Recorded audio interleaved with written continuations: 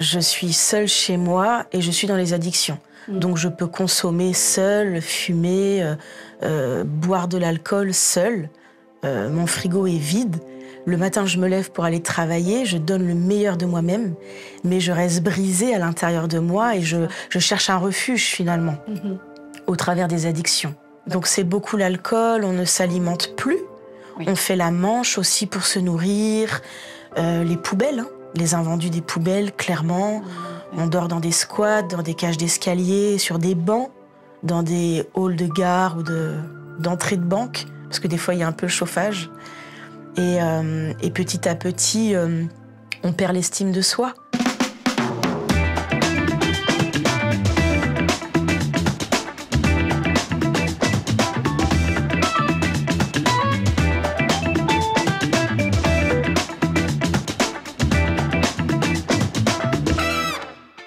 Bonjour à tous, je suis ravie de vous retrouver pour une nouvelle émission coupée en 4. Alors comme toujours, on va recevoir une nouvelle invitée qui va non seulement se faire relooker, mais qui va aussi nous raconter son histoire. Et la femme qui va se livrer aujourd'hui a vécu une vraie descente aux enfers. Subissant des abus à l'âge de seulement 15 ans, elle se laissera aller dans plusieurs formes d'addiction qui finiront même par faire d'elle une SDF. Se retrouvant réduite à faire la manche dans la rue, Dieu ne l'avait pourtant pas oubliée, et bien au contraire. Et c'est ce que va nous témoigner aujourd'hui Marina Nicolo. Bonjour Marina. Bonjour Jeanne. Marina, bienvenue dans cette émission coupée en 4. Merci Moi, beaucoup. vraiment, je me réjouis de découvrir ensemble ton histoire aujourd'hui. Tu vas nous expliquer comment Dieu a transformé radicalement ta vie. Amen. Mais avant d'en savoir un petit peu plus sur ton histoire, dis-moi déjà, puisque tu es là aussi pour ça, qu'est-ce que tu aimerais que je fasse avec tes cheveux? Eh ben moi, j'aimerais bien juste un petit rafraîchissement, et puis peut-être garder la longueur, et puis sublimer un petit peu la boucle. Parfait, donc ok, donc je vais redégrader un petit peu à l'arrière pour remonter peut-être un peu de volume. D'accord. Et puis garder la base du carré et redessiner un petit peu ta boucle, faire quelque chose d'un petit peu plus moderne. Parfait.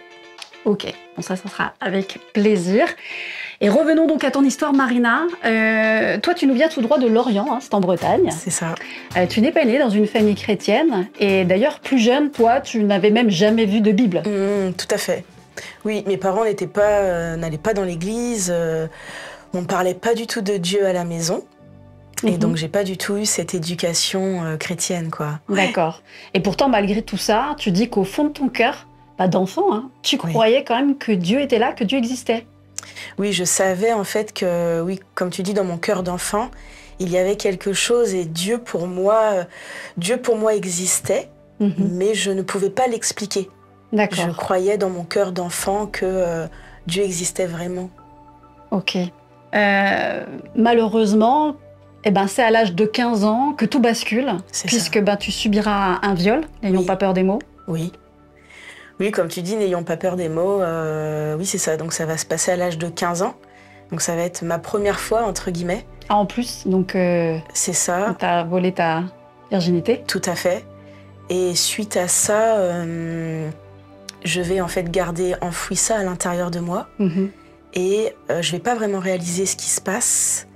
Et suite à ça, je vais sombrer, clairement. Ouais, et quand tu dis tu vas sombrer, c'est-à-dire que c'est là où tu vas commencer à découvrir certaines drogues. C'est ça. Donc ça va aller crescendo. Je vais commencer par la cigarette, l'alcool.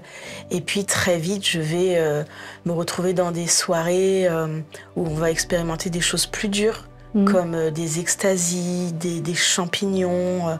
Et puis je vais monter comme ça crescendo, jusqu'à même la cocaïne, l'héroïne.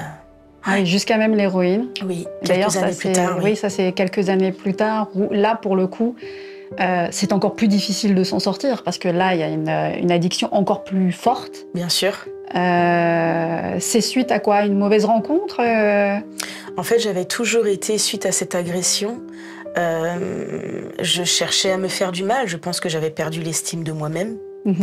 Et petit à petit, je cherchais toujours à consommer davantage. Donc ça se limitait avec l'alcool, au cannabis. Et puis quelques années après, je vais quitter Lorient pour aller sur Rennes.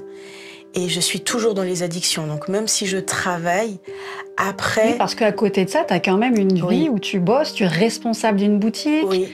Donc il y a quand même une vie qui paraît bien rangée. Oui. On te confie une responsabilité, c'est-à-dire qu'on te fait confiance tout de même. Oui. Mais une fois que la porte de la boutique est fermée, c'est une autre Marina qui se lève. C'est ça. Je suis seule chez moi et je suis dans les addictions. Donc je peux consommer seule, fumer, boire de l'alcool seule. Mon frigo est vide. Le matin, je me lève pour aller travailler, je donne le meilleur de moi-même, mais je reste brisée à l'intérieur de moi et je cherche un refuge finalement, au travers des addictions. Ouais. Et comme tu dis, oui, lors d'une rencontre, on me le propose même pas finalement, c'est eux qui sont consommateurs d'héroïne et je veux tester, je veux essayer. On me prévient que ce produit-là accroche davantage. On me prévient que ce produit-là risque de me donner de tout perdre finalement. Mais je crois que je suis plus forte que le produit. Parce que jusqu'à présent, tu arrivais à gérer tout ce qui était cannabis, cocaïne? Tu arrivais encore à le gérer? La cocaïne, c'était essentiellement en soirée. Le cannabis et l'alcool étaient quand même au quotidien. J'arrivais à le gérer, oui, je crois. Ouais. Oui. Oui, parce que ça te permettait quand même d'avoir une vie où tu travaillais, où tu pouvais payer tes factures. Et c'est ça. Les gens ne se doutaient pas de ça, au final. Je pense pas. Je pense que ça se voyait pas trop, en tout cas dans le cadre de mon travail.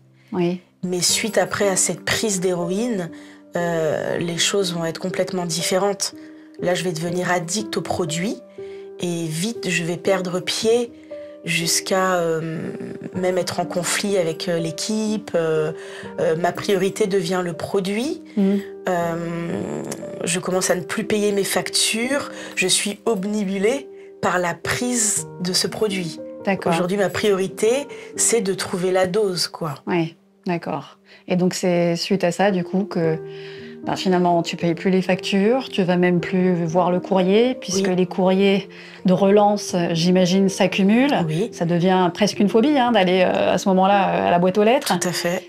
Et puis là, qu'est-ce qui se passe? Tu décides de tout abandonner? Là, je suis dépassée, je suis submergée. Je rappelle mes propriétaires en leur disant, parce que j'avais une petite maison en location, et je leur dis, venez récupérer les clés. Moi, je pars. Donc, ils étaient dépassés. Oui. Et j'ai pris mon sac à dos et j'ai tout laissé. Mon travail, j'ai démissionné, j'ai quitté cette petite maison et je me suis retrouvée dehors. Donc en fait, tu as décidé volontairement, toi, de vivre dans la rue. Oui, je pense que oui. Tu te reconnaissais plus dans cette... En fait, moi, ce qui me fait penser, c'est comme si tu te punissais constamment, en fait. Il y avait comme une forme de punition constante avec soi-même, de se dire, on mérite pas d'être bien... Mais parce que finalement, alors je fais juste un petit retour en arrière, est-ce que le viol que tu as subi quand tu avais 15 ans, tu avais pu en parler? Alors j'ai gardé ça pour moi pendant plusieurs années parce que j'avais pas réalisé ce qui s'était passé. T'as fait un déni? Oui. Ok. J'ai su que c'était un déni après. Ok. Et en fait, c'est en parlant avec des amis que eux, ils ont réussi à mettre le point sur ce qui s'était passé, et en me disant, mais non, ce que tu as expérimenté, ce n'est pas normal. Et j'ai dit, non, c'était juste une mauvaise expérience. Oui. Et ils ont dit, non, ça s'appelle comme ça. D'accord. Et suite à ça, c'est comme si on mettait en lumière, finalement, ce qui s'était passé. Donc après... pas forcément aidé, en plus, à ce moment-là. Je pense que je prenais le boomerang, finalement. Et je l'avais annoncé à mes parents. Mes parents, la même année du viol, avaient divorcé, sans avoir l'information de ça. Et je pense que ça a brisé un peu mon rapport à la famille, mon rapport au corps, mon rapport à l'homme, complètement. Donc je suis allée l'annoncer à ma mère. Après, je suis allée l'annoncer à mon père. Et finalement, là, ça ne mettait que en lumière ce qui s'était passé. Ouais.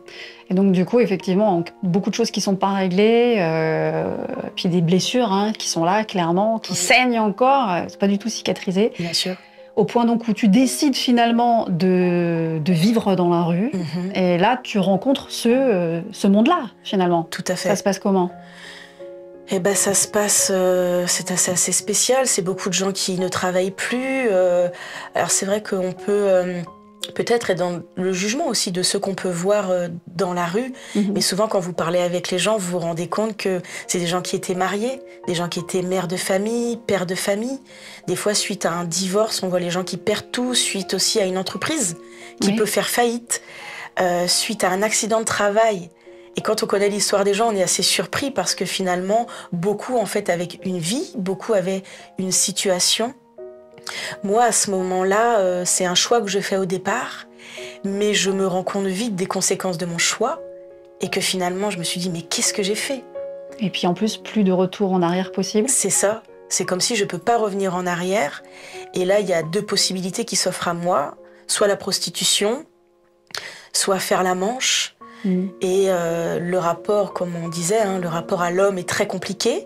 Bah, j'imagine dans la rue, en tant que femme, en plus, on ne doit pas du tout se sentir en sécurité. C'est ça. Il faut trouver les bons collaborateurs de rue. C'est ça, c'est ça. Donc moi, je suis beaucoup avec les anciens, beaucoup avec ceux qui sont là depuis des années, qui me protègent un peu, hein, qui me prennent un peu comme leur fille. Et là, on va commencer. Alors, je suis plus dans les addictions dites drogue dure, parce que je n'ai plus les moyens. Oui, j'allais dire, donc tu as vécu un sevrage forcé. On va dire ça comme ça, mais je pallie beaucoup avec l'alcool. D'autres choses, c'est ça. Donc c'est beaucoup l'alcool, on ne s'alimente plus. On fait la manche aussi pour se nourrir, les poubelles, hein, les invendus des poubelles, clairement. On dort dans des squats, dans des cages d'escalier, sur des bancs, dans des halls de gare ou d'entrée de banque, parce que des fois, il y a un peu le chauffage. Et petit à petit, on perd l'estime de soi. On ne se lave plus, on ne prend plus soin de soi. On perd sa dignité, hein, oui. Oui, complètement, oui. Et pourtant, dans ces moments-là aussi... Attends, je suis émue. Faut que je... En plus, dans ce moment-là compliqué de ta vie, je crois que tes parents ont aussi essayé de te tendre la main pour te sortir de là, finalement. Oui. En fait, j'ai quitté Lorient, je serais partie un petit peu à l'étranger. Finalement, je veux pas revenir vivre à Lorient. Je décide de m'installer à Rennes, là où il y a la boutique. Hein. Donc, je fais aussi, j'expérimente la rue à Rennes. Et mes parents vont essayer de me retrouver. Mais ils sont dépassés. Ils me tendent la main, mais ils n'arrivent pas. Finalement, mon père me retrouvera et me dira « Reviens à la maison ». Donc, je vais revenir, mais complètement addict, complètement perdu. Et il va me tendre la main, je vais avoir un sevrage un peu à la dure, il va me refaire faire du sport. Oui, parce que je crois que ton père, il faisait partie en plus des Marines, je crois, oui, c'est ça. C'était un ancien commando marine. Oui, en plus, j'imagine, effectivement, ça devait être à la dure. Donc, très sportif, mais il a vraiment donné son maximum pour, au travers l'activité, le sport, refaire des lettres de motivation, retrouver un travail, me réalimenter. Hein, je me souviens... T'estimer aussi à nouveau, quoi. Oui, ne plus te mépriser comme tu le faisais. Tout à fait. Il a vraiment donné son maximum, mais malgré tout, c'était à l'intérieur. Et il a fait son maximum, mais j'étais pas restaurée à l'intérieur. Donc j'ai retrouvé un petit job, j'essayais de moins consommer, mais à l'intérieur de moi, j'étais toujours brisée. Et ma mère aussi me tendra la main, mais elle était démunie aussi face à la situation. Et là, à nouveau, je vais expérimenter la rue, mais cette fois-ci à Lorient. À Lorient, d'accord. Et donc à ce moment-là, donc tu reviens finalement vivre à la rue. Et pourtant, je crois que tu as quand même eu plusieurs clins d'œil de Dieu à différentes phases de ta vie à ce moment-là. Oui, déjà avant de revenir à Lorient, sur Rennes, on va me donner une petite Bible. Et je ne sais pas par où commencer, j'ai jamais vu de Bible de ma vie, j'ai jamais ouvert la Bible. Et là, je commence à feuilleter les pages et je tombe sur les psaumes. Et je me dis que sûrement, ça a l'air de ressembler à des poèmes. Et je me dis, sûrement, j'arriverai à comprendre. Et c'est là que je lis le psaume 1. Et ce passage me marque, et me marque encore aujourd'hui, qui dit « Ne t'assois pas sur le banc des pécheurs et des moqueurs ». Et moi, mes journées, c'est ça. Je suis assise sur un banc et on est là, entre pêcheurs, moqueurs. Et là, j'ai l'impression que quelqu'un me parle directement. Que Dieu te parle directement à toi à ce moment-là. C'est ça. Ok, en effet, donc Dieu te parle à toi directement. Oui. Et d'ailleurs, Dieu va toujours plus loin, il te cherche. Hein, oui. Car lorsque tu faisais la manche dans une gare, justement, à Lorient, tout à nouveau, tu rencontres des chrétiens qui distribuent des repas aux sans-abri. Un moment qui sera déterminant dans ta vie. Et ça, c'est ce que tu vas nous expliquer dans la partie coupe de cette émission Coupée en 4. Alors Marina, revenons à cet instant crucial de ton histoire, une phase de ta vie où finalement tu es à nouveau plus bas, en train de faire la manche dans une gare, que tu feras la rencontre de chrétiens finalement. Oui. Ça s'est passé comment? Oui, c'est ça. Alors nous étions à la gare de Lorient et chaque week-end, il y avait une équipe de chrétiens de l'église, Christ Refuge pour tous, qui venait en fait distribuer des paniers repas. Et il venait pas simplement distribuer de la nourriture, mais il venait aussi apporter Jésus, apporter la parole et dire qu'une solution était possible. Et chaque samedi, nous étions donc au même endroit, à faire la manche, à s'alcooliser beaucoup. Et chaque samedi, il venait nous voir. Et chaque samedi, il venait me voir. Ah oui. Il venait me parler. Comment tu les accueillais? Je les accueillais bien, parce qu'ils étaient très agréables. Mais souvent, je me disais avant qu'ils arrivent qu'il fallait que je parte. Je savais qu'ils allaient venir chaque samedi à la même heure. Et je me disais, j'ai pas envie d'entendre parler de Dieu, j'ai pas envie d'entendre parler de Jésus. Il faut que je parte avant leur arrivée. Même si je les appréciais finalement. Ouais. Et quand ils arrivaient, j'étais tellement alcoolisée que j'avais oublié l'heure. Hein. Donc ils arrivaient et ils me parlaient de Jésus. Et j'avais tellement tout essayé entre des psychologues, même des tentatives de suicide. Hein. Alors, je vais juste arrêter 2 secondes. La question qui me vient là à l'esprit pour justement des chrétiens et peut-être pour ceux qui nous regardent en ce moment et qui se posent cette question, comment approcher un sans-abri? Comment venir vers un sans-abri, lui parler de Jésus, de Dieu? Qu'est-ce qui t'a fait du bien à toi à ce moment-là, quand ils t'en parlaient? Qu'est-ce qu'ils t'ont dit exactement qui t'a interpellé? En fait, je pense que quand on s'approche comme ça des gens de la rue, c'est ce que tu disais un peu tout à l'heure aussi en off. Oui. J'ai bien aimé quand tu as dit se mettre à leur hauteur. Oui. Ne pas rester debout et peut-être s'agenouiller. Ça peut être dans une attitude comme ça, un peu comme Jésus a fait pour la femme adultère. Il s'est mis à son niveau. Oui.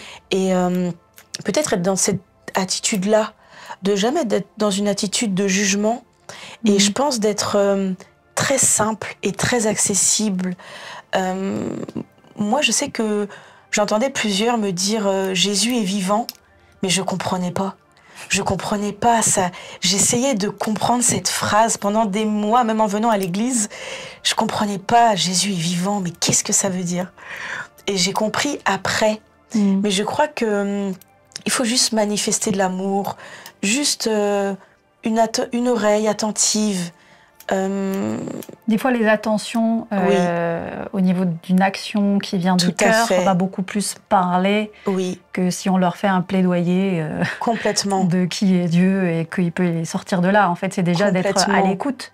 C'est ça, être à l'écoute. Toi, tu t'es sentie donc à ce moment-là à l'écoute. Oui. Et qu'est-ce qui a fait que d'un coup, il y a quelque chose qui s'est passé? Je savais que c'est comme si Dieu me cherchait. Parce qu'il y avait eu déjà cette première expérience sur le banc où Dieu m'avait parlé. T'avais préparé finalement peut-être aussi à ce moment-là. Sans doute. Et puis je pense aussi qu'ils étaient déterminés et ils revenaient. Et des fois je pense qu'il faut continuer à annoncer. Faut pas se décourager. C'est ça, faut pas se décourager. C'est important aussi ce que tu dis là, parce que des fois effectivement on peut avoir ce cœur pour les gens, avoir envie de faire ça des fois pendant des mois, parfois même des années, et du coup se décourager en disant ouais mais ça change rien. Oui. Et pour le coup, toi t'as quand même été, juste fais une parenthèse, t'as été combien de temps dans la rue? Je pense que j'ai commencé à expérimenter la rue, j'avais 24 ans sur Rennes. Et vraiment, quand on est vraiment venu me parler du Seigneur, j'avais 28, 29 ans. Ah ouais, quand même. Donc bien en fait, 4 ans, 4 bonnes années. Je perds un peu la notion du temps, mais bien 3 ans, 4 ans à traîner comme ça. Dans la rue, quoi. Oui. C'est énorme, c'est beaucoup. Ouais. Des fois hébergé chez des gens, mais beaucoup dans des squats, vagabonds. Hein. Ok. Et du coup, quand ces personnes sont venues pour la énième fois te parler, alors qu'à la base tu voulais fuir, en plus t'es alcoolisée, comme tu dis, à ce moment-là, qu'est-ce qui t'a attiré? Qu'est-ce qui a fait le tilt? Ben, je crois qu'il y avait ces personnes-là, il y a eu aussi mon pasteur. À l'époque, c'était pas mon pasteur, Oscar Ewolo, le visionnaire de Christ Refuge pour tous, qui est venu aussi et qui s'est mis à mon niveau et un jour qui m'a dit Marina, accepte la main tendue. Et je savais que j'avais plus rien à perdre et je voulais vraiment mourir. Et on me disait qu'il y avait du gospel dans cet endroit. Et je me suis dit, mais le gospel, j'aime ça. Et pourquoi pas aller entendre? Et en fait, après, c'était plus eux, mais c'était Dieu et moi. Et alors que je venais, en fait, Dieu a commencé à changer mon cœur. Dieu a commencé à opérer un travail de restauration, beaucoup au travers de la louange. Je me rappelle pas des prédications. Je sais que Dieu me parlait à chaque fois que je sortais de là. Il fallait que je raconte même aux gens du dehors ce que j'avais expérimenté. Il se passait des choses dans cette église. Il se passait des choses. Donc, du coup, ils t'ont donné envie de venir visiter l'église, de venir voir. Enfin, finalement, toi, tu as été plus interpellée par le gospel, par la musique. Dieu te parle au travers de la musique, de la louange. Et tu es venue combien de fois avant que quelque chose change vraiment, où tu te décides en te disant en fait, non, mais je crois que je vais vraiment donner ma vie à Dieu. Je crois que c'est autre chose qui m'attend, que je mérite d'être heureuse.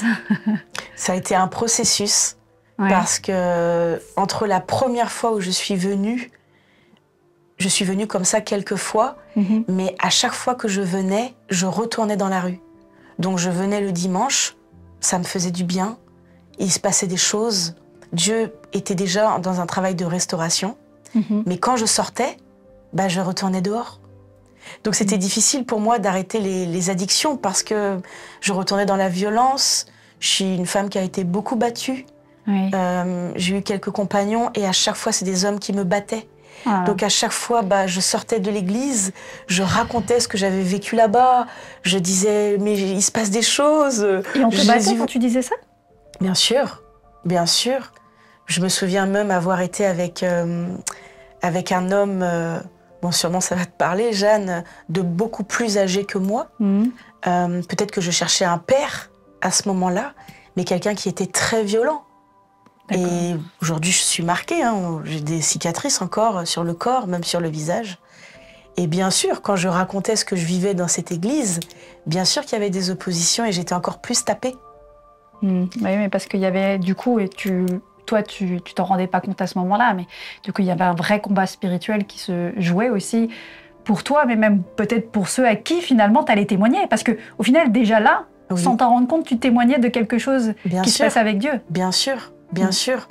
Donc, en fait, Dieu, effectivement, te parle de cette manière-là, beaucoup au travers de la musique, pour toi? Oui.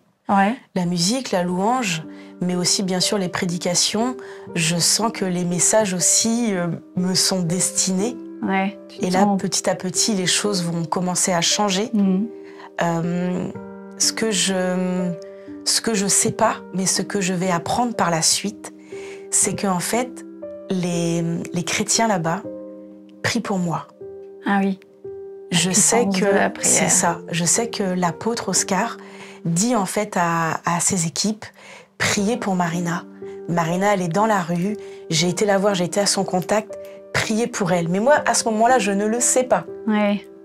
Et donc toi tu sens que vraiment ça a joué quelque chose dans ta vie. Moi, je trouve que c'est si beau de constater, de voir comment, au travers de ton témoignage, comment Dieu vient à notre rencontre dans les instants parfois, mais les plus sombres et misérables de notre vie. Et c'est d'ailleurs là aussi que tu passes finalement petit à petit des ténèbres à la lumière, et pas sans défi d'ailleurs, car en effet, on ne sort pas d'une vie de la rue aussi facilement. Mais ça, c'est ce que tu vas nous expliquer dans la partie coiffage de cette émission coupée en 4. On Continue ton témoignage, Marina, toi qui vis quelque chose de totalement nouveau, cette rencontre finalement avec Jésus qui enfin te donne une perspective nouvelle de ta propre vie. Et pour autant, pas simple de changer les mauvaises habitudes, et notamment dans ce qu'on appelle l'appel de la rue. Qu'est-ce que ça veut dire ? L'appel de la rue, c'est vrai que ceux qui expérimentent cette situation comprendront. C'est quelque chose de très particulier. Chaque jour, vous vous levez avec l'envie de vous en sortir, avec l'envie de reprendre une vie active, de reconstruire quelque chose. Mais c'est comme si, c'est ça, c'est l'appel de la rue. Vous êtes appelé à traîner dans les mêmes endroits, à tourner en rond, avec les mêmes personnes, dans les mêmes places, dans les mêmes endroits.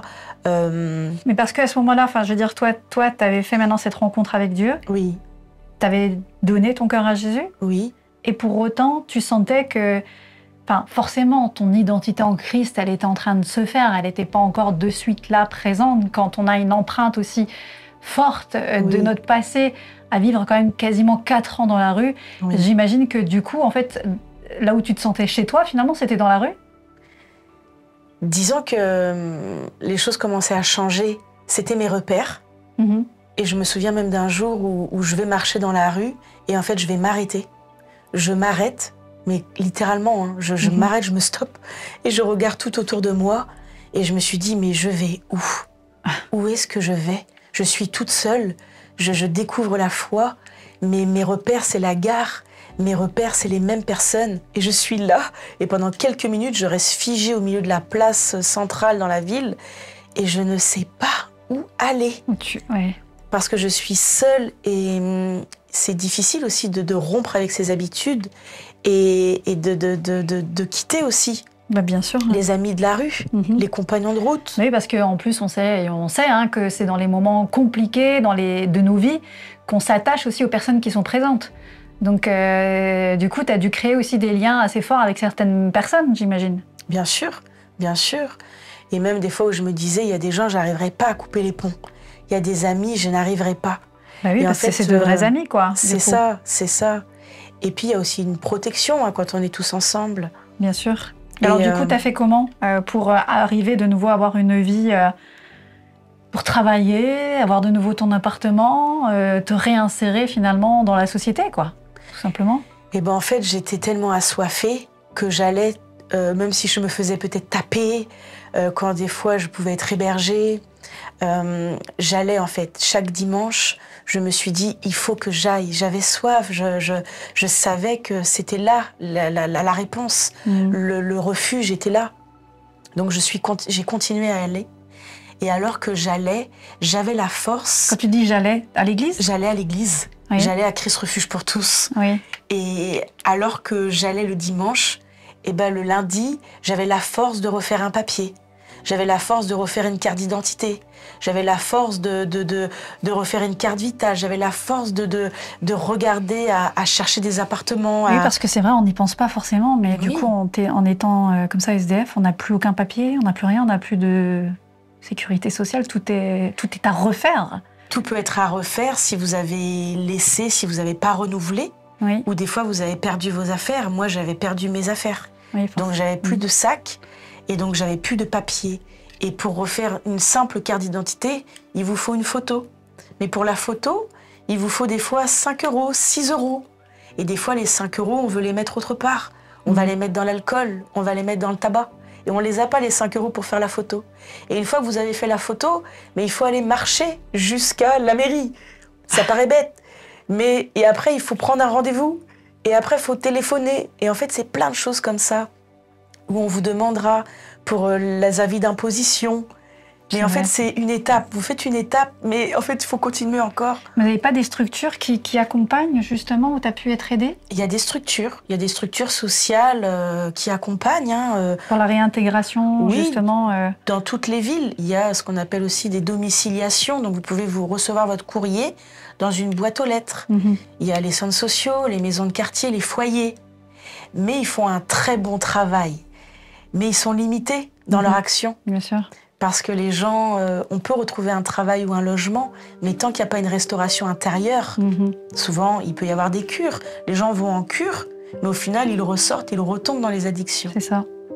Mais effectivement, c'est des soutiens aussi, bien sûr, hein, ces structures-là qui accompagnent. Mais comment tu vivais ta foi à ce moment-là? Je veux dire, toi qui avais fait maintenant ce pas vers Dieu, comment tu vivais ce quotidien avec Dieu alors que tu étais dans cette transition, finalement?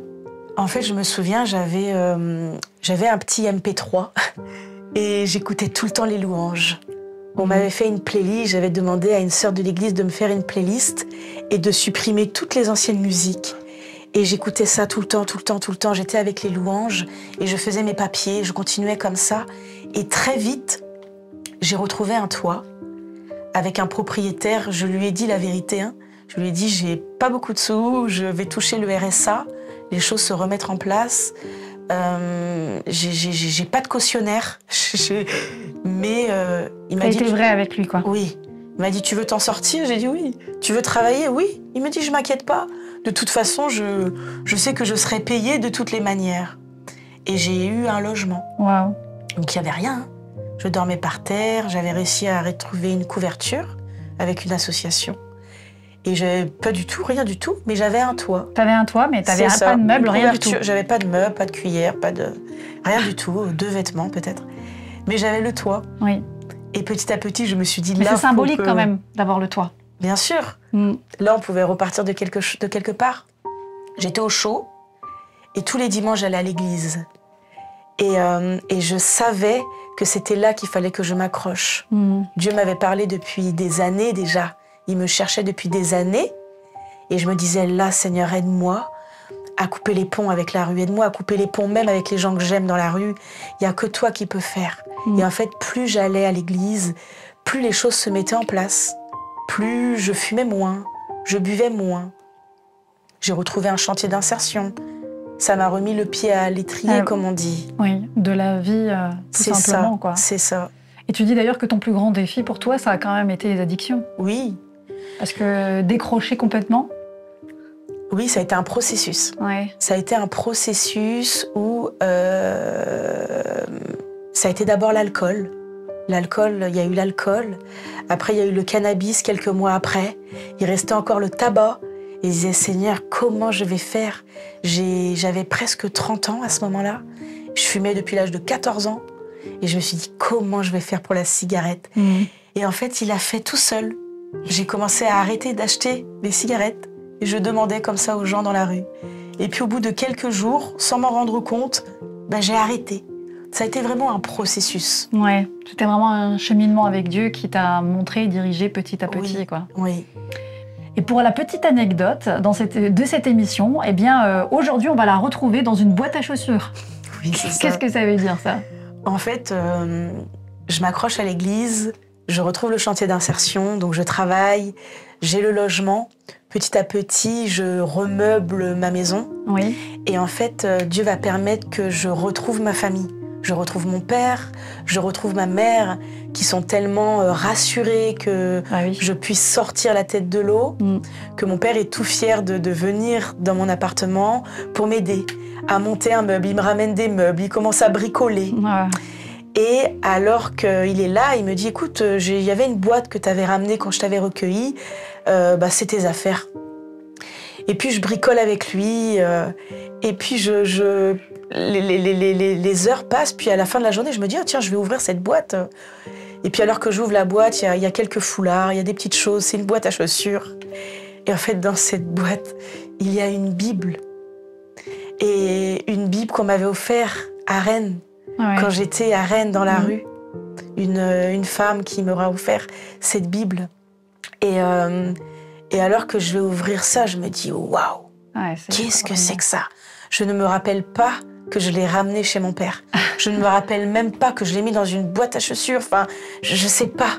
J'ai tout perdu, tout, mon travail, ma vie d'avant. Tout ce qui me reste, c'est cette Bible. C'était cette Bible, la parole de Dieu. La parole de Dieu. Et c'est ce que Dieu me dit à ce moment-là. Il me dit, t'as tout perdu. Tu peux tout perdre. Mais tant que tu as ma parole, tant que tu as ma parole. Et c'est là que je me dis, waouh, toi, tu es vraiment en train de me poursuivre.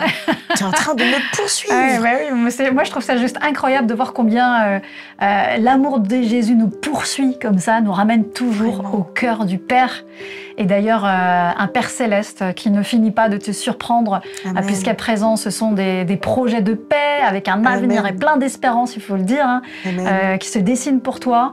Et ça, c'est ce que tu vas nous expliquer dans la partie finition de cette émission coupée en 4. Alors Marina, ça y est, on finalise tout doucement cette belle aventure coupée en 4 avec toi, en découvrant à présent quel est l'appel que Dieu a mis sur ta vie. Est-ce que tu peux nous expliquer finalement aujourd'hui, qu'est-ce que tu fais, Marina? Alors le Seigneur m'avait réorientée suite à tout ce chantier de réinsertion. J'étais retournée à l'école. Tu t'es reformée? Oui, je me suis reformée dans l'animation. Dans l'animation? Le domaine de l'animation socioculturelle. Super. J'ai travaillé beaucoup avec les jeunes des quartiers, dans le cadre de l'accompagnement à la scolarité, des séjours jeunesse, des organisations d'événements sportifs. Et là, depuis peu, je suis même retournée dans une fac, alors que j'avais jamais été à la fac de ma vie. Excellent. Donc à 40 ans, je suis allée dans une fac pour une formation un peu spécifique. Et là, je sens que j'ai envie de... J'aime la jeunesse énormément. Peut-être le milieu des femmes, mais en tout cas, continuer à aller visiter les malades, peut-être intervenir dans les prisons. Oui, voilà, je crois que tu as ça aussi à cœur, intervenir dans les prisons. Je crois que tu chantes aussi? Oui, je chante. Après, c'est partie de la louange pendant quelques années. Oui. Mais ça, c'était à l'époque. Et puis bon, moi, j'ai envie quand même d'en parler, parce que mine de rien, il y a une grande chose qui s'est quand même passée là tout récemment, c'est que tu t'es mariée. Oui, je me suis mariée là, mi-septembre, avec un homme extraordinaire. Avec qui tu peux refaire ta vie, un tout nouveau recommencement. Oui. Dieu qui redonne ce que souvent le diable a volé. Amen. Et il te redonne bien, puisqu'en plus tu te rends compte que cet homme, il correspond à tellement de choses dans ce que même Dieu t'a mis à cœur. Et vous, tous les deux, je crois que vous avez servi déjà ensemble, même avant de vous révéler votre amour. Tout à fait, on sert toujours d'ailleurs dans notre église, oui, bien sûr. Oui. Et donc Marina, ce que je trouve aussi très important de mentionner maintenant, toi qui étais dans la rue, tu connais tellement bien ce monde-là, aujourd'hui tu as été restaurée, Dieu t'a tellement redonné plein de choses, tu vis une vie nouvelle avec Dieu, et pour autant tu retrouves ces personnes-là pour toi, à ton tour, faire ce qu'on a fait pour toi. Donc comment ça se passe pour toi qu'ils les retrouvent dans la rue, voir là où toi t'en étais avant, ils te voient complètement changer, comment tu les abordes finalement? Oui, c'est ça, c'est au sein du service Libéralité. C'était ça aussi la vision, une des visions aussi de Christ Refuge pour tous, c'était c'est que peu importe ta couleur, ton origine, ton âge, ton parcours social, tes erreurs, tes échecs, tes manquements, Christ peut être pour toi un refuge. Et aujourd'hui, le service Libéralité va dans les rues, notamment pour distribuer des repas. Donc aujourd'hui, c'est toi qui distribues les repas? C'est ça, on est une équipe. Et chaque samedi, on va au contact en fait, des personnes du dehors, on offre le repas, on prie pour les gens. Et les personnes qui te connaissaient avant, tu les retrouves aussi à ce moment-là? Bien sûr, bien sûr. Du coup, qu'est-ce que ça leur fait quand ils te voient comme ça? Pour eux, ils sont épatés de l'action de Dieu dans ma vie. Ils m'ont vu avant. Oui, c'est ça en fait. Et tu as vécu quand même beaucoup d'années avec eux avant. Oui. Et tu as été de l'autre côté finalement du miroir à attendre aussi que quelqu'un vienne tendre une main d'une certaine manière. Et aujourd'hui, c'est toi qui leur tends cette main au travers aussi de ce que tu as vécu, de ce que Dieu met sur ton cœur pour eux. Les discussions que vous avez, du coup, doivent être complètement différentes. En fait, on a une proximité. Parce que tu as lié des amitiés aussi, il faut le dire. Bien sûr. Donc, ils me connaissent. Il y a des choses, je n'ai pas besoin de parler. En fait, ils ont vu. Et beaucoup, en fait, viennent chaque dimanche à l'église. Mais aujourd'hui, l'objectif, c'est qu'ils puissent demeurer. C'est qu'ils viennent, mais qu'ils demeurent. Et qu'ils puissent expérimenter vraiment Jésus dans toute sa plénitude. Tout comme toi, tu l'as expérimenté. Et puis au final, tu as un vrai témoignage pour eux, un vrai témoignage vivant. Tu les as connus dans une proximité de misère tellement profonde avec eux. forcément, on crée des liens très forts à ce moment-là, de voir comment Dieu t'a transformé. Moi, je trouve que tu rayonnes aujourd'hui, Marina, et tu as un témoignage vivant. En tout cas, Marina, moi, je trouve que ton témoignage, il est juste plein d'espoir pour tous ceux qui nous regardent aussi aujourd'hui. Ça aide aussi aux personnes de l'extérieur à mieux comprendre aussi comment peut-être aborder les sans-abri aussi. Et ça démontre encore une fois tout l'amour inconditionnel que Dieu est là pour nous et qu'il porte pour chacun de nous. Moi, je trouve ça juste merveilleux. Voilà. Merci pour ton authenticité, Marina. Et puis autre chose de merveilleux, c'est que tu vas enfin pouvoir te découvrir dans le miroir. Ouais. Dans la dernière partie de cette émission, coupée en 4, alors vous surtout, ne bougez pas. Et nous voici à la toute dernière partie de cette émission, c'est la partie découverte, où ça y est, tu vas pouvoir t'admirer dans le miroir. J'ai envie de dire exprès ce mot-là, t'admirer. Tu es prête? Oui. On y va. Waouh! Oh! Magnifique. Voilà, bah tu vois, j'ai pas pris dans la longueur sur les contours, mais j'ai pris un petit peu à l'arrière, j'ai redégradé un petit peu, puis j'ai retravaillé la boucle. C'est très très beau. Je le disais en off, c'est du Marilyn Monroe en version brune. C'est pas mal du tout. C'est chouette. Merci beaucoup, c'est très beau. Mais je t'en prie, c'est un grand plaisir en tout cas. Alors Marina, il y a des personnes qui nous regardent depuis le début de ton témoignage. S'il y a quelque chose que tu aimerais qu'ils retiennent avant tout, par rapport à tout ce que tu nous as exprimé, ça serait quoi? Je te laisse leur dire. En fait, ce que je voudrais vous dire aujourd'hui, c'est que j'aime ce passage qui dit tout est possible à celui qui croit. Il n'y a rien qui soit impossible à Dieu. Peu importe ton parcours, ton âge, tes défis, peu importe ta couleur de peau, peu importe tes origines, peu importe même la famille dans laquelle tu es né, le meilleur parcours, le parcours idéal, c'est quand Jésus commence avec toi. Comprendre que Dieu n'est jamais en retard et qu'au contraire, Dieu a misé sur toi. Que la foi, en fait, est la clé. Paul a dit « J'ai combattu le bon combat ». Le combat de la foi. On voit que pour garder la foi, il y a un combat. Mais en vrai, c'est une clé. C'est de croire quand tout paraît impossible. La foi, c'est la confiance en Dieu. Continue de faire confiance en Dieu. Tu vas me dire, mais Marina, comment je fais? Comment tu fais? Accroche-toi à ton église locale. Accroche-toi à tes bergers. Sois fidèle, sers dans ton église. Sois entouré de personnes aussi qui vont te tirer vers le haut. Mais croire que tout est possible. La Bible dit que c'est le juste qui vivra. Ne t'ai-je pas dit que si tu crois, tu verras ma gloire? Et je crois que on doit toujours croire, toujours avoir la foi que Dieu n'en a pas fini avec nous. Toujours croire que tout est possible en fait. Amen. Amen. Eh ben, merci beaucoup pour ce conseil, Marina. Et puis moi, ce que j'ai envie de vous partager aujourd'hui, c'est d'oser sortir de vos murs, les amis. D'oser faire comme les personnes qui sont venues à la rencontre de Marina alors que tu étais dans la rue pour apporter vous aussi ce message d'espoir comme Marina elle a pu l'entendre. Un message d'amour, de bienveillance, de soin aussi à la personne. N'oublions pas que lorsque nous tendons la main aux plus petits, c'est à Jésus qu'on l'a fait. Donc merci encore pour ce beau témoignage, Marina. Moi, ça m'a vraiment touchée plusieurs fois. On l'a pas vu, mais j'ai pleuré. C'était un plaisir pour moi de t'avoir dans cette émission. Merci. Et si le témoignage de Marina vous a touché, vous a parlé, n'hésitez pas alors non seulement à mettre vos commentaires et à partager aussi cette émission autour de vous. Peut-être que ça peut toucher aussi d'autres personnes que vous connaissez. Vous pouvez également, je vous le rappelle, vous abonner à cette chaîne YouTube pour connaître toutes les nouvelles émissions qui vont encore arriver. Et puis bien sûr, je vous donne rendez-vous pour un nouveau témoignage, une nouvelle invitée, un nouveau relooking et un nouvel instant avec Dieu, on croit. À bientôt!